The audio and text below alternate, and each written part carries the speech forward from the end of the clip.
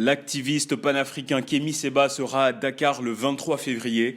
Il l'a annoncé sur sa page Facebook. La figure désormais emblématique de la lutte contre l'impérialisme occidental se rend dans la capitale sénégalaise pour répondre à la convocation de la Cour d'appel dans l'affaire du billet de francs CFA brûlé en 2017. L'individu avait d'abord été relaxé avant que la Banque centrale des États d'Afrique de l'Ouest ne fasse appel. Il avait ensuite été conduit à l'aéroport et expulsé du territoire sénégalais.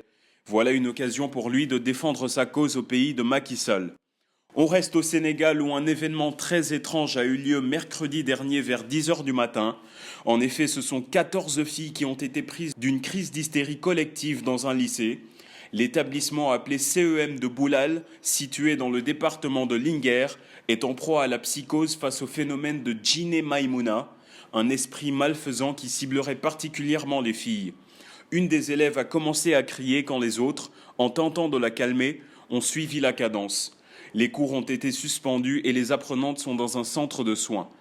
En Afrique de l'Est, un rapprochement entre Paul Kagame et Félix Tshisekedi inquiète des cadres politiques. Martin Fayulu, opposant en République démocratique du Congo, appelle à protester contre une éventuelle balkanisation de son pays, considérant que les forces armées rwandaises présentes à l'est du territoire congolais sont incontrôlables et ne cherchent pas à rétablir la paix. Parmi elles, des ex-rebelles Hutus auraient participé au génocide de 1994 et tué volontairement des civils en République démocratique du Congo. De leur côté, les Nations Unies et le Rwanda ont démenti ces accusations, arguant que des raisons purement diplomatiques les motivaient à établir un tel rapprochement. L'ex-premier ministre congolais Adolphe Muzito a même appelé à faire la guerre au Rwanda pour ramener la paix dans l'est de la République démocratique du Congo.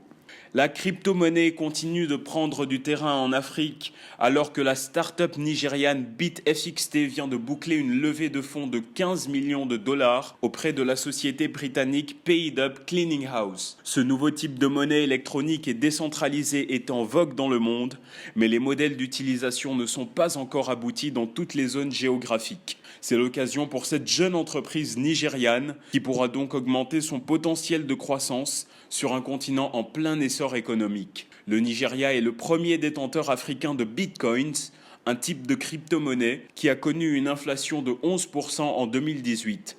Créé en 2016, BitFXT a réussi à se démarquer des autres startups en inventant Boundless Pay, un portefeuille numérique qui permet de stocker et surtout d'échanger des crypto-monnaies en fonction des besoins des utilisateurs. Grâce à l'aide financière de l'entreprise britannique, cette start-up pourra étoffer son portefeuille de devises afin de permettre à ses utilisateurs de faire des transactions en dollars américains. Voilà, c'est tout pour aujourd'hui. Pour plus d'informations africaines, retrouvez Afrique Actu tous les jours à midi sur CNeoWeb.